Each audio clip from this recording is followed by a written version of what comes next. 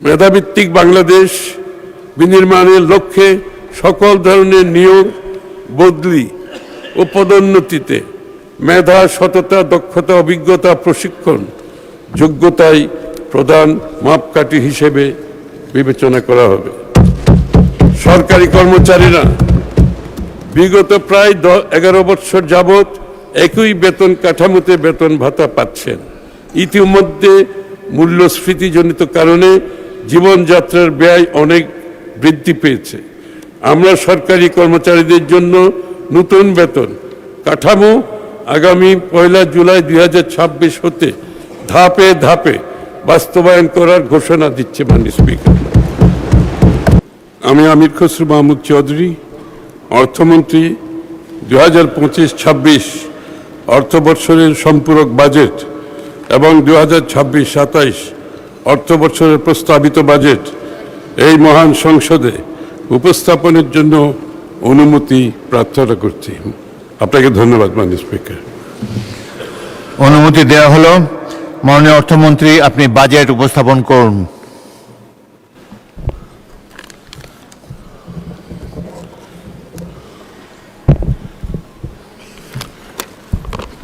ধন্যবাদ মাননীয় স্পিকার। বিসমিল্লাহির রহমানির রহিম। মাননীয় স্পিকার, আসসালামু আলাইকুম।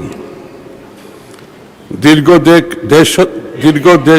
দেড় শতকের ফ্যাসিবাদ বিরোধী লড়াইয়ের ধারাবাহিকতায় 2024 এই ছাত্র জনতার রক্তক্ষয়ী গণ অভ্যুত্থানের মধ্য দিয়ে বাংলাদেশ আবার নতুন করে গণতন্ত্রের পথে যাত্রা শুরু করেছে। এই যাত্রা পেরিয়ে 2026 সালের 12 ফেব্রুয়ারি একটি অবাধ, সুষ্ঠু ও শান্তিপূর্ণ জাতীয় নির্বাচনে 2/3 সংখ্যাগরিষ্ঠতা নিয়ে বিএনপির নেতৃত্বে সরকার গঠিত হয়েছে।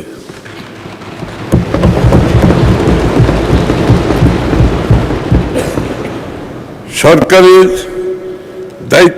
অর্থমন্ত্রী হিসাবে দায়িত্বপ্রাপ্ত হয়ে আমি আজ এই মহান সংসদে আমাদের প্রথম বাজেট প্রস্তাবনা উত্থাপনের জন্য দাঁড়িয়েছে মাননীয় স্পিকার। শুরুতেই বিনম্র শ্রদ্ধার সাথে স্মরণ করছি মহান মুক্তিযুদ্ধের বীর শহীদদের এবং নির্যাতিত নারী সহ সকল আত্মত্যাগী মানুষদের। একই সাথে স্মরণ করছি স্বাধীনতার পর থেকে আজ পর্যন্ত গণতন্ত্র প্রতিষ্ঠায় দীর্ঘ সংগ্রামে আত্মদানকারী সকল শহীদ এবং গুম, খুন, হামলা, মামলা ও গুলিবর্ষণের শিকার সকল আহত যোদ্ধাকে, যাদের আত্মত্যাগ আমাদের জাতীয় জীবনে গণতন্ত্র, অধিকার ও নতুন আশার দিগন্ত উন্মোচন করেছে মাননীয় স্পিকার।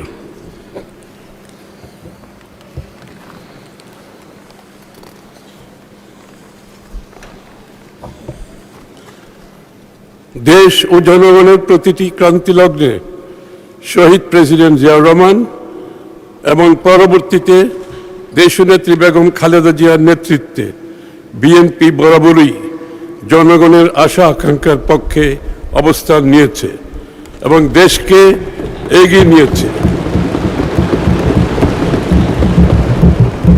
বিগত দেড় দশকের বেশি সময় ধরে জেঁকে বসা ফ্যাসিবাদ শাসনের বিরুদ্ধেও এদেশের মানুষের দীর্ঘ সংগ্রামে নেতৃত্ব দিয়েছে বিএনপি। 2016 সালের ভিশন 2030, 2022 সালের রাষ্ট্র মেরামতের 27 দফা এবং 2023 সালের যুগপৎ আন্দোলনের 31 দফার ভিত্তিতে বিএনপির নেতৃত্বে যে আন্দোলন গড়ে উঠেছে, সেটি ফ্যাসিবাদ বিরোধী গণ অভ্যুত্থানের জমিন তৈরি করেছে। এই জমিনের উপর দাঁড়িয়েই সংগঠিত হয়েছে 2024-এর ঐতিহাসিক ছাত্র জনতার গণ অভ্যুত্থান। মাননীয় প্রধানমন্ত্রী তারেক রহমানের নেতৃত্বে রাজনীতি ও রাষ্ট্র ব্যবস্থার সংস্কার, মেরামত ও রূপান্তরের 31 দফার পথ ধরে বিএনপি গণ অভ্যুত্থানের আকাঙ্ক্ষাকে ধারণ করে আরও সম্প্রসারিত প্রস্তাব জুলাই জাতীয় সনদে উপস্থাপন করেছে। আমরা যে জুলাই জাতীয় সনদ স্বাক্ষর করেছি সেটা অক্ষরে অক্ষরে বাস্তবায়ন করার ঘোষণাও ইতিমধ্যে তিনি জাতির সামনে দিয়েছেন।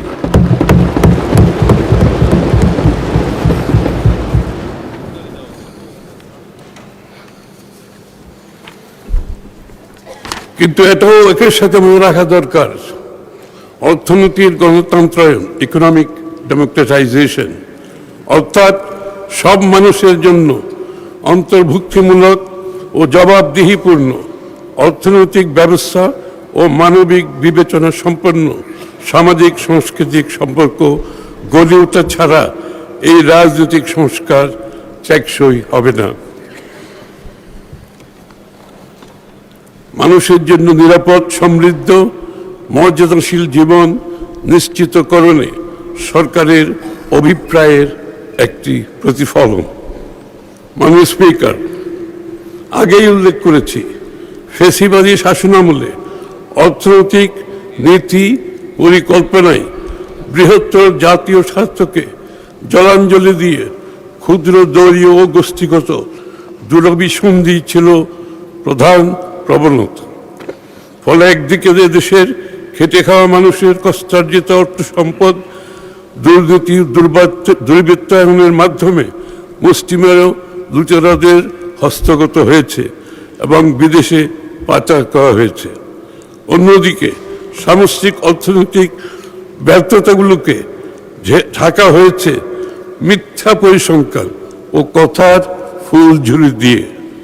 ফলে কাঙ্ক্ষিত রাষ্ট্র গঠনের মূল চালিকা শক্তি অর্থাৎ অর্থনৈতিক ইঞ্জিন বিগত ১.৫ দশকের বেশি সময় ধরে ক্রমেই দুর্বল হতে হতে একেবারে ধ্বংস হয়েছে।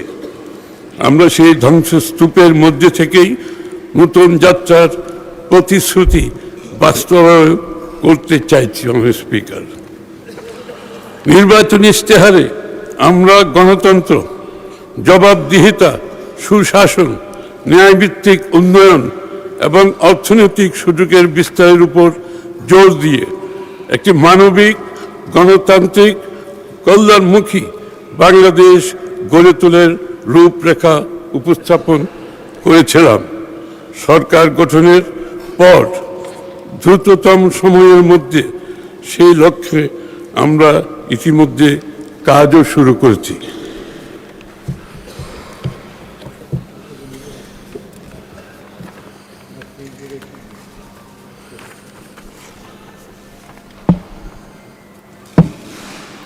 মাননীয় স্পিকার, জনগণের গৌরবময় গণ অভ্যুত্থানের ফলশ্রুতিতে তৈরি হওয়া নতুন গণতান্ত্রিক আকাঙ্ক্ষা বাস্তবায়নে আমাদের এই অনন্য অভিযাত্রার শুরুতেই ভূ রাজনৈতিক অস্থিরতার জেরে আমরা নতুন ও তীব্রতর চ্যালেঞ্জের মুখোমুখি হয়েছি।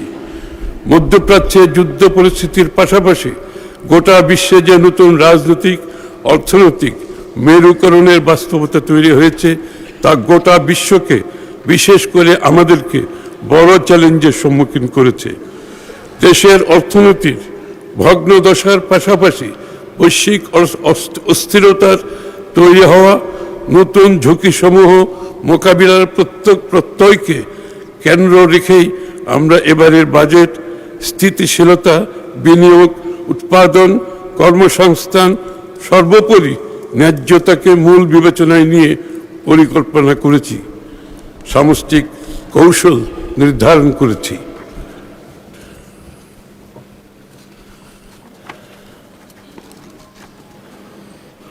ফিরিয়ে আনতে চাই, এজন্য সরকার 10টি প্রধান অগ্রাধিকার বিবেচনায় রেখে বাজেট প্রস্তাব দাঁড় করিয়েছে। এই 10টি প্রস্তাবগুলো আমি পড়ে শোনাচ্ছি। মাননীয় স্পিকার, 1. সবার জন্য উন্নয়ন। আমাদের লক্ষ্য অর্জনের লক্ষ্য সর্বজনের, সর্বশ্রেণীর, সর্বখাতের, সকল অঞ্চলের সুষম অংশগ্রহণ, অংশীদারিত্ব নিশ্চিত করে বৈষম্যহীন ও অন্তর্ভুক্তিমূলক অর্থনীতি প্রতিষ্ঠা করা। 2. সবার জন্য মানসম্পন্ন শিক্ষা ও স্বাস্থ্যসেবা সকল নাগরিকের মৌলিক অধিকার হিসেবে বাস্তবমুখী, দক্ষতা নির্ভর, মূল্যবোধ ভিত্তিক শিক্ষা ব্যবস্থা বাস্তবায়নের মাধ্যমে তরুণ প্রজন্মকে যোগ্য মানব সম্পদে পরিণত করা। দ্বিতীয়ত, মৌলিক অধিকার হিসেবে সবার জন্য মানসম্মত সর্বজনীন স্বাস্থ্য সুরক্ষা নিশ্চিত করা।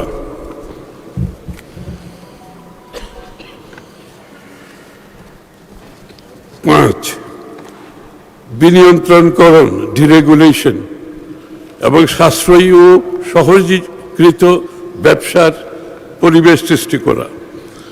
বিনিয়ন্ত্রণের মাধ্যমে সরকারি কাজে বিলম্ব ও অপ্রয়োজনীয় ধাপ পরিহার করে একটি স্বচ্ছ, সহজ ও সাশ্রয়ী ব্যবসা সহায়ক পরিবেশ গড়ে তোলা।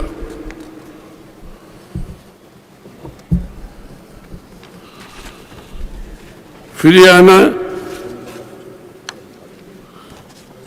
এবং খাল খনন কর্মসূচি পুনরায় শুরু করার মাধ্যমে একটি টেকসই, সবুজ, পরিবেশ সহনশীল, বাসযোগ্য ভবিষ্যৎ গড়ে তোলা। 10,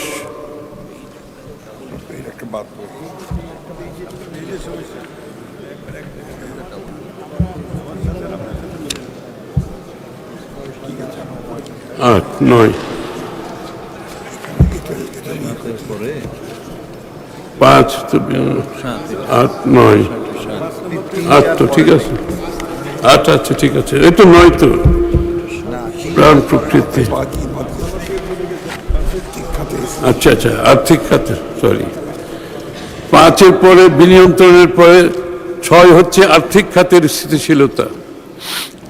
ব্যাংক ও আর্থিক খাতের শৃঙ্খলা, স্বচ্ছতা, জবাবদিহিতা প্রতিষ্ঠা করে আমানতকারীদের আস্থা ও দায়বদ্ধতা ফিরিয়ে আনা। পুঁজিবাজার সংস্কারের মাধ্যমে বিনিয়োগ উৎসাহ প্রদান। 7, জ্বালানি নিরাপত্তা, উৎপাদনশীল কর্মকাণ্ডের ধারাবাহিকতা নিশ্চিত করতে বিদ্যুৎ ও জ্বালানি নিরবিচ্ছিন্ন সরবরাহ নিশ্চিতের পাশাপাশি সাশ্রয়ী, নির্ভরযোগ্য, পরিবেশ বান্ধব বিদ্যুৎ জ্বালানি ব্যবস্থা গড়ে তুলতে আত্মনির্ভরশীল জ্বালানি নিরাপত্তা গড়ে তোলা। 8, তথ্য ও যোগাযোগ প্রযুক্তির বিকাশ, একটি ভবিষ্যৎমুখী, গতিশীল, প্রকৃত অর্থে প্রযুক্তিগতভাবে অন্তর্ভুক্তিমূলক বাংলাদেশ গড়ে তোলার মাধ্যমে বাংলাদেশকে বিশ্বের অন্যতম প্রধান আইসিটি রপ্তানিকারক দেশে রূপান্তর করা। 9, প্রাণ প্রকৃতি, পরিবেশ ও পানি সম্পদ ব্যবস্থাপনা, জলবায়ু পরিবর্তনের অভিঘাত থেকে দেশকে রক্ষা করা ও জীবন বৈচিত্র্য সুরক্ষার জনগণের অংশগ্রহণে বনায়নকে একটি সবুজ বিপ্লবে রূপান্তর, উন্নয়ন কর্মকাণ্ডে পরিবেশগত বিবেচনার পাশাপাশি নদী সমূহের নব্যতা ফিরিয়ে আনা এবং খাল খনন কর্মসূচি পুনরায় শুরু করার মাধ্যমে একটি টেকসই, সবুজ ও পরিবেশ সহনশীল, বাসযোগ্য ভবিষ্যৎ গড়ে তোলা। 10, স্বচ্ছ, দক্ষ, জবাবদিহিমূলক প্রতিষ্ঠান ও প্রশাসনিক ব্যবস্থা, টেকসই রাষ্ট্রীয় সক্ষমতা গড়ে তোলার লক্ষ্যে মেধাভিত্তিক, জবাবদিহিমূলক প্রতিষ্ঠান এবং প্রশাসনিক ব্যবস্থা গড়ে তোলার পাশাপাশি সরকারি বিনিয়োগ বাস্তবায়ন দক্ষ, কার্যকর করে তোলা।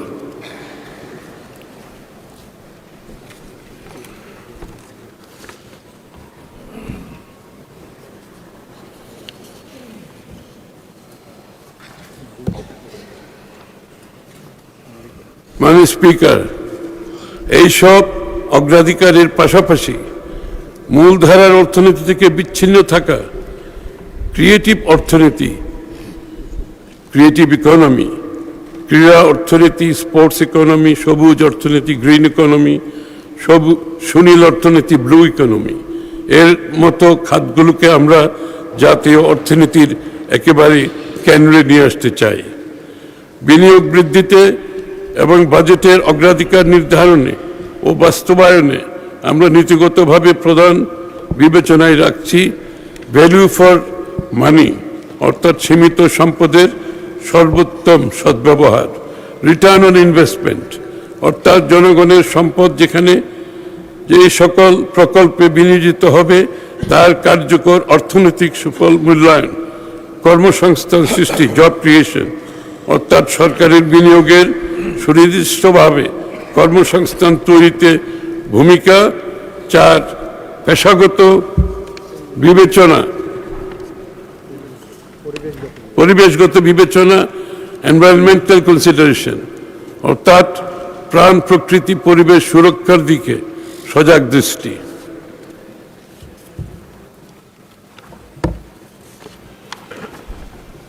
সামষ্টিক অর্থনীতির তুলনামূলক চিত্র। মাননীয় স্পিকার, আমি বিগত ফ্যাসিবাদী সরকারের সময়ের সঙ্গে বিএনপির পূর্বতন সরকারের সময়ের সামষ্টিক অর্থনীতির সূচকসমূহের তুলনামূলক চিত্র তুলে ধরছি।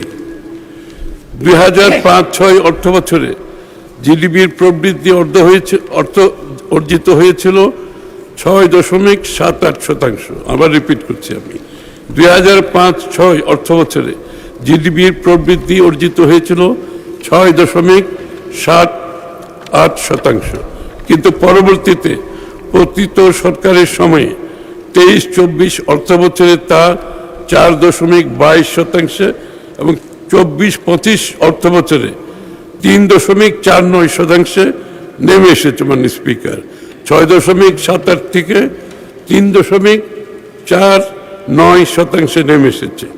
2005-06 সময়ে সাধারণ মূল্যস্ফীতি ছিল 7.17%, যা বেড়ে 24 সালের জুলাই মাসে 11.66% পৌঁছায়, অর্থাৎ 7% থেকে 11% পৌঁছে গেছে।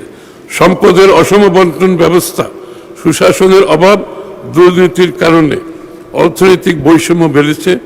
2005 সালে আয়ভিত্তিক গিনি কোএফিসিয়েন্ট ছিল 0.467, যা বৃদ্ধি পেয়ে 2022 সালের সর্বশেষ জরিপ অনুযায়ী 0.499 এ পৌঁছেছে। রাজস্ব জিডিপি অনুপাত নিম্ন পর্যায়ে রয়ে গেছে, এখনো তা 8% কাছাকাছি অবস্থান করছে। কর জিডিপি অনুপাত 6.8%, যা দক্ষিণ এশিয়ার মধ্যে সর্বনিম্ন।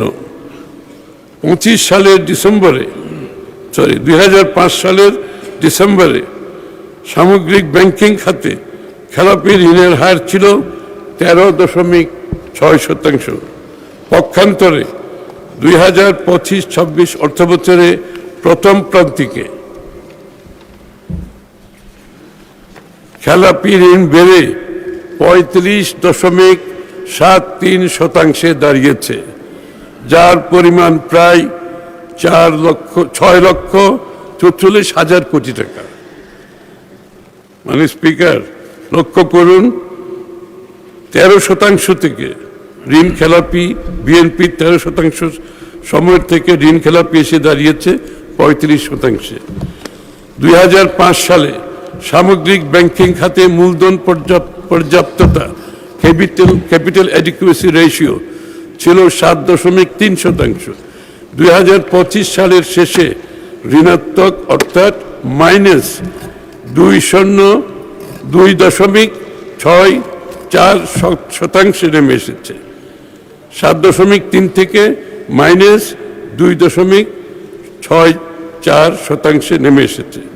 2005-06 অর্থ বছরের বেসরকারি খাতে ঋণের প্রবৃদ্ধি 18.3% থেকে অনেক কমে 2024-25 এ 6.5% নেমে এসেছে।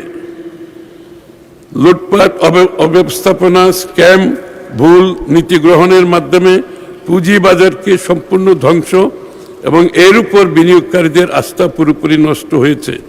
বিএনপি সরকার যতবার এদেশে সরকার পরিচালনা করেছে, কখনোই ব্যাংক, আর্থিক খাত সহ পুঁজিবাজারে কোনো সংকট সৃষ্টি হয় নাই।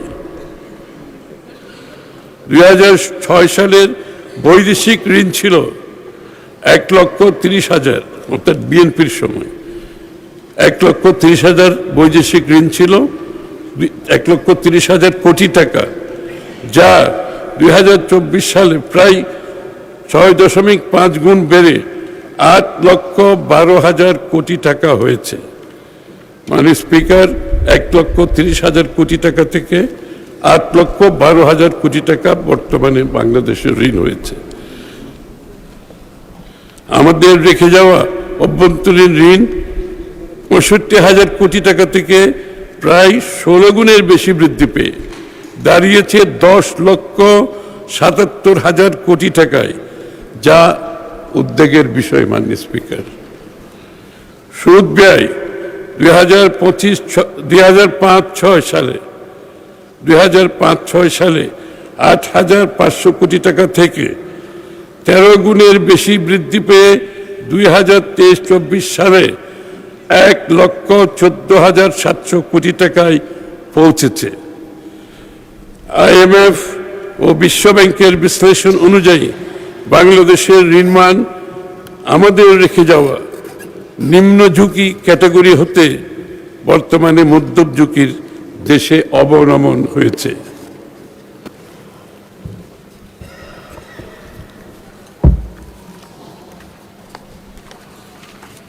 দুই 2005-06 সালে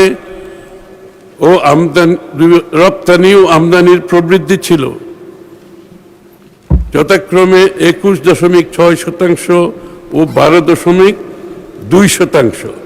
পক্ষান্তরে 2023-24 সালে সূচক দুটির প্রবৃদ্ধি ছিল ঋণাত্মক। 2005-06 সালে মার্কিন ডলারের বিপরীতে টাকার বিনিময় হার 68 টাকা হতে 2023-24 সালে বেড়ে 122 টাকায় পৌঁছেছে, যা বৈদেশিক লেনদেনে ভারসাম্য, বৈদেশিক মুদ্রার রিজার্ভে প্রভাব ফেলছে। বৈশ্বিক ভূ রাজনৈতিক প্রেক্ষাপট ও তার প্রভাব, মধ্যপ্রাচ্য সংকট।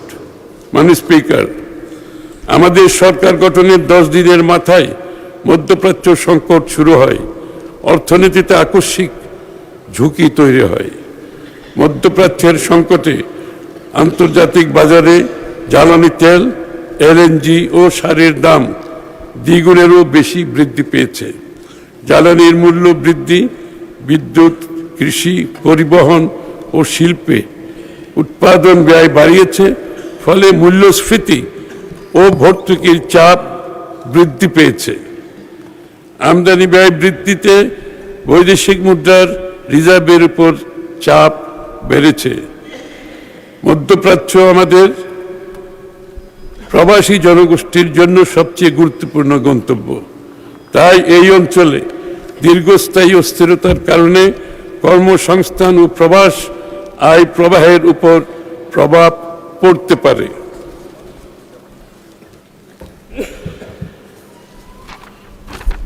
মাননীয় স্পিকার, আজকের বিশ্ব অর্থনীতিতে অনিশ্চয়তা একটি স্থায়ী প্রেক্ষাপট, এ নিউ নর্মাল।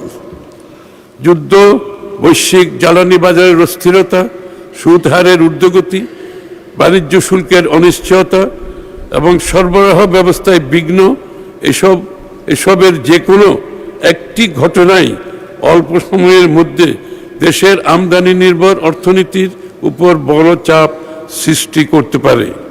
কাজেই আমাদের লক্ষ্য হলো বাইরের ধাক্কা এলেও অভ্যন্তরীণ স্থিতিশীলতার উপর অভিঘাতের মাত্রা মোকাবেলা করে অগ্রযাত্রা অব্যাহত রাখা।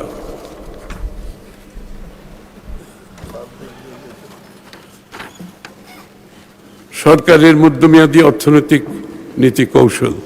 মাননীয় স্পিকার, দেশের বর্তমান বাস্তবতা পর্যালোচনায় স্পষ্ট যে ফেসিবাদী সরকারের অনিয়ম, দুর্বল ব্যবস্থাপনা, দুর্নীতির কারণে অর্থনীতি এখনো নানা চ্যালেঞ্জের মুখোমুখি।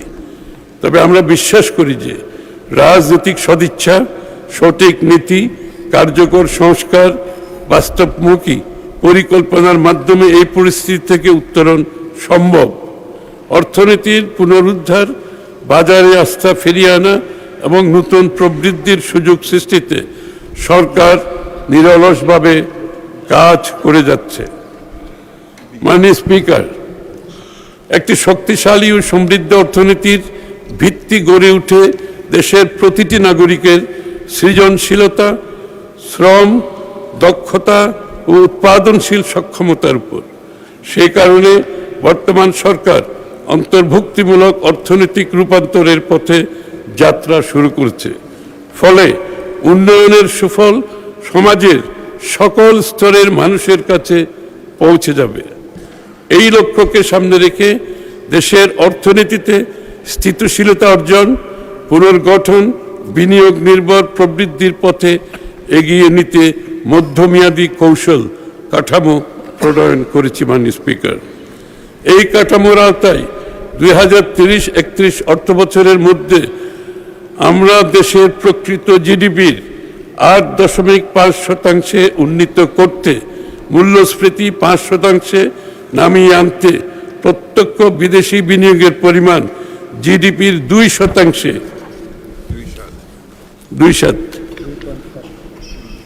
জিডিপির 2.7% উন্নীত করতে এবং মোট বিনিয়োগকে জিডিপির 40% উন্নীত করতে চাই।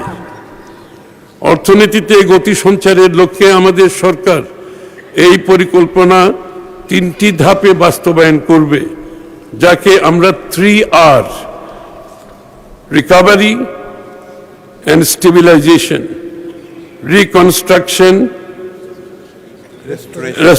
restoration and reconstruction for acceleration strategy কৌশল হিসেবে বিবেচনা করেছি। আমাদের পরিকল্পনার প্রথম ধাপ অর্থনীতির পুনরুদ্ধার কার্যক্রম, যা 1 বছর মেয়াদী হবে। দ্বিতীয় ধাপ অর্থনীতির উত্তরণ, যা বর্তমান সরকারের 1 থেকে 3 বছর মেয়াদের মধ্যে সম্পন্ন হবে। তৃতীয় ধাপ সমৃদ্ধ অর্থনীতি বিনির্মাণ, যা আগামী 5 বছরের মধ্যে সম্পন্ন করা হবে। মাননীয় স্পিকার, বাংলাদেশের অর্থনীতি আমদানি নির্ভর হওয়ায় বৈদেশিক মুদ্রার বিপরীতে টাকার ব্যাপক অবচিতি, ডেপ্রিসিয়েশন এবং উচ্চ বিনিময় হার দেশে মূল্যস্ফীতিতে বড় ভূমিকা রাখে। এজন্য একটি স্থিতিশীল মুদ্রা বিনিময় ব্যবস্থা বজায় রাখতে বৈদেশিক মুদ্রার রিজার্ভ শক্তিশালীকরণে জোর দেওয়া হচ্ছে। মূল্যস্ফীতি নিয়ন্ত্রণের লক্ষ্যে মুদ্রাস্ফীতি ও রাজস্ব নীতির কার্যকর সমন্বয়ের মাধ্যমে বাজারে অর্থ সরবরাহ নিয়ন্ত্রিত রাখা হবে। তবে বেসরকারি খাতে ঋণ প্রবাহ যাতে বিঘ্নিত না হয় সেদিকে খেয়াল রাখা হবে। রাজস্ব ব্যবস্থাকে সম্পূর্ণভাবে ঢেলে সাজিয়ে অভ্যন্তরীণ রাজস্ব আহরণ বৃদ্ধি বর্তমান সরকারের অন্যতম প্রধান লক্ষ্য। এর অংশ হিসেবে রাজস্ব নীতি,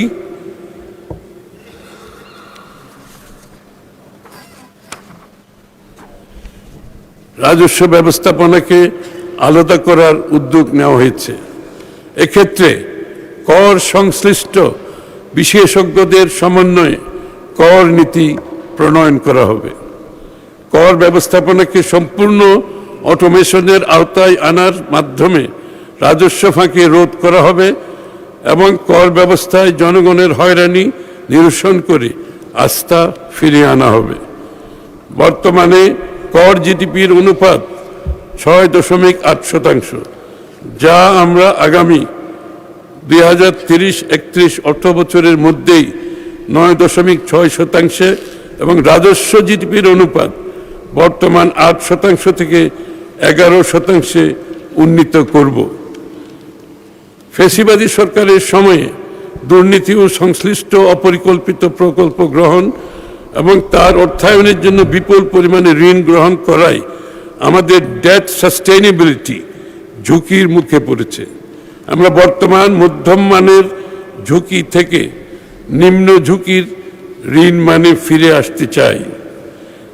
তাই আমরা রাজস্ব বৃদ্ধির মাধ্যমে বাজেট ঘাটতি একটি সহনীয় পর্যায়ে রেখে ঋণ ব্যবস্থাপনায় শৃঙ্খলা ফিরিয়ে আনতে চাই।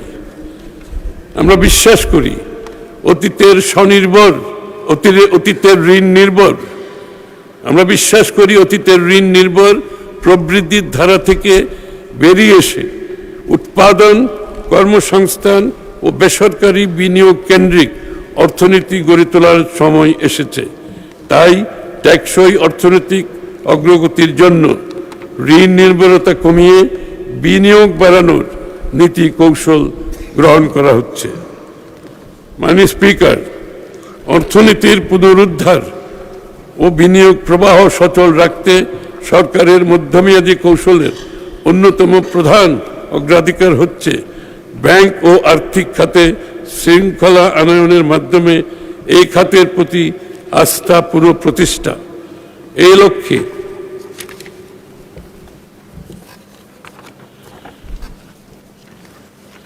ঋণ, এই ক্ষেত্রে খেলাপি ঋণ হ্রাস, ঋণ অনুমোদন, পুনঃতফসিলকরণ ব্যবস্থায় স্বচ্ছতা নিশ্চিত করা এবং ব্যাংক পরিচালনায় জবাবদিহি জোরদার করা হচ্ছে।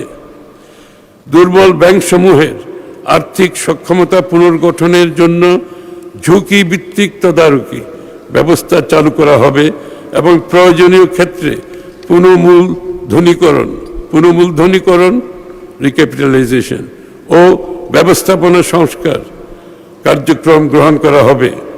উল্লেখ্য, দুর্বল ব্যাংকসমূহের পুনর্মূলধনীকরণের জন্য চলতি অর্থবছরে সরকার প্রায় 40,000 কোটি টাকা ব্যয় করেছে।